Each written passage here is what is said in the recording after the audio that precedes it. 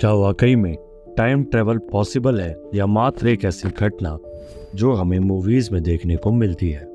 दुनिया में ऐसे कई लोग सामने आए जिन्होंने दावा किया कि उन्होंने टाइम ट्रेवल किया है और उन्होंने अपना एक्सपीरियंस भी शेयर किया। तो चलिए अनसुने टॉकीज में आज हम बात करेंगे एक ऐसे इंसान के बारे में जिसने किया टाइम ट्रेवल। ये बात सन 2006 की है।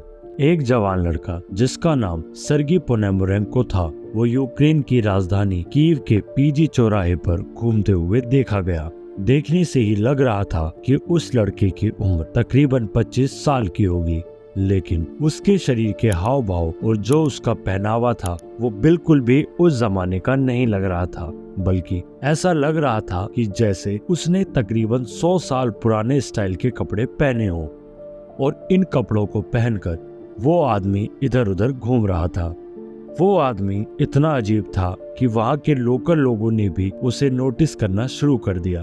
उस आदमी से अजीब तो उसके हाथ में पकड़ा हुआ वो कैमरा था, जो आप देखते ही ये समझ जाते कि ऐसा कैमरा तो इतिहास में हुआ करता था।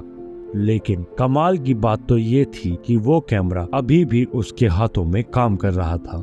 लेकिन जैसे वो आदमी कीव के चौराहे पर आगे बढ़ता गया, वो लोगों को देखकर बहुत कंफ्यूज हो रहा था और वो अपना रास्ता भी भटक चुका था। वहाँ चौराहे पर कुछ पुलिस वाले खड़े थे और उन्होंने जब उसको नोटिस किया तो उन पुलिस वालों को ऐसा लगा कि वो आदमी कोई ड्रामा कर रहा है। लेकिन वो आदमी पुलिस के पास गया और उसने एक पर्ची पर लिखे एड्रेस का पता पूछा, तो पुलिस भी हैरान हो गई, क्योंकि जिसका पता वो पूछ रहा था वो जगह कीव शहर से दशकों साल पहले ही गायब हो चुकी थी। तुरंत उन्होंने उस आदमी से अपनी आईडी दिखाने को कहा, जिसके बाद उस आदमी ने अपना पर्स निकाला और अपनी आईडी पुलिस वालों को दिखाई। उस आईडी को देखते ही पुलिस वालों की आंखें फटी की फटी रह गईं। उस आदमी की आईडी बहुत पहले ही एक्सपायर हो चुकी थी।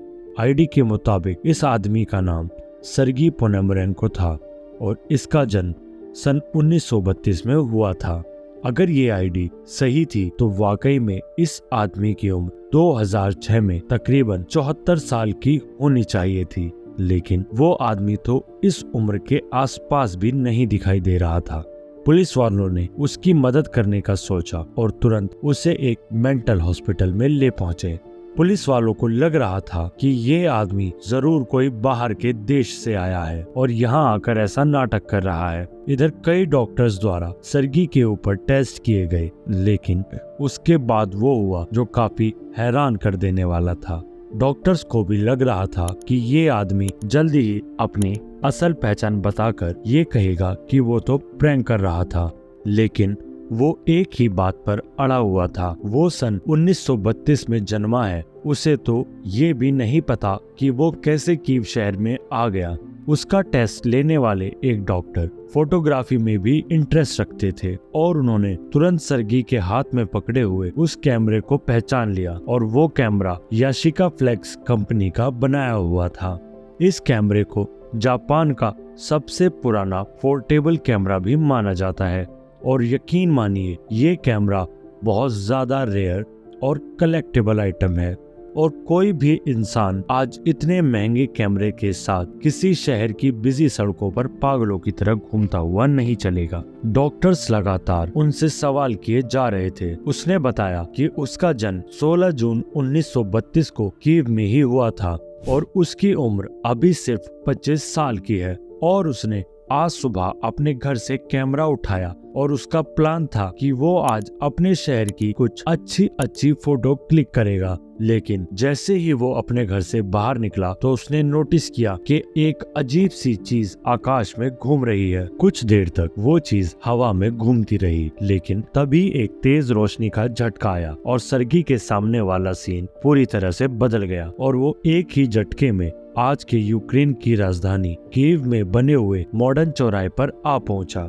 उसने अपने घर की पुरानी डायरेक्शंस डॉक्टर और पुलिस वालों के सामने रखी। उसने बताया कि जहां वो रहता है वहां पर इस तरह की दुकानें और इस तरह की बिल्डिंग या फिर इस तरह की गाड़ी बाइक्स कुछ नहीं है और इन्हीं को देख देख कर वो बहुत ज्यादा कंफ्यूज है डॉक्टर इस आदमी के क्लेम सुनकर पूरी तरह से हैरान थे। उनको लग रहा था कि ये आदमी दिमागी रूप से पागल है और इस बात को प्रूव करने के लिए उन्होंने सर्गी का कैमरा लिया और उसके अंदर मौजूद फिल्म के फोटोज को डेवलप किया। और जैसे ही वो फोटोज बनकर सामने आई तो वहां मौजूद हर व्यक्ति पूरी तरह से परेशान हो गया, क्योंकि जो फोटो सर्गी के पास थे वो सच में सन 1958 में ही खींचे गए थे। इन फोटोज में से कई फोटोज में तो सर्गी खुद भी मौजूद था, उसके परिवार वाले भी मौजूद थे। उसने वही कपड़े पहने हुए थे जिन कपड़ों को पहनकर वो आज के कीव में घूम रहा था। उसके कैमरे में पुराने कीव शहर के कई फोटोज मौजूद थे और उन फोटोज को तब से पहले इंटरनेट पर या फिर रियल लाइफ में कभी नहीं देखा गया था। ये रहस्य यहीं खत्म नहीं होता। जैसे जैसे डॉक्टर्स उन फोटोज को चेक कर रहे थे तभी उनको एक फोटो के बैकग्राउंड में कुछ अजीब दिखाई दिया और वो देखने में ऐसा ही लग रहा था जैसे वो चीज हवा में उड़ रही है। और हैरानी वाली बात ये है कि ये चीज कुछ और नहीं बल्कि वो बैल जैसी चीज थी जिसके बारे में सर्गी पहले ही उन्हें बता चुका था। उसी शाम सर्गी को एक कमरे के अंदर बंद कर दिया गया और मीटिंग के लिए डॉक्टर्स ये डिसाइड कर रहे थे कि अब सर्गी के साथ क्या किया जाए। आपको पहले ही मैं ये बता दूं कि वो कमरा पूरी तरह से लॉक था, जबकि खिड़कियों पर मोटे मोटे सरिये लगे हुए थे ताकि कोई भी हॉस्पिटल का पेशेंट हॉस्पिटल से बाहर ना जा सके। लेकिन आधी रात होते होते सर्गी उस कमरे से गायब हो चुका था और जब उसको सबने ढूंढना शुरू किया तो वो कहीं पर भी नहीं मिला। उसके बाद जब सब कुछ चेक किया गया तो बस उसके द्वारा लिए गए उन फोटोज के अलावा और कुछ भी नहीं मिला और उस आदमी को दोबारा कीव में कभी नहीं देखा गया।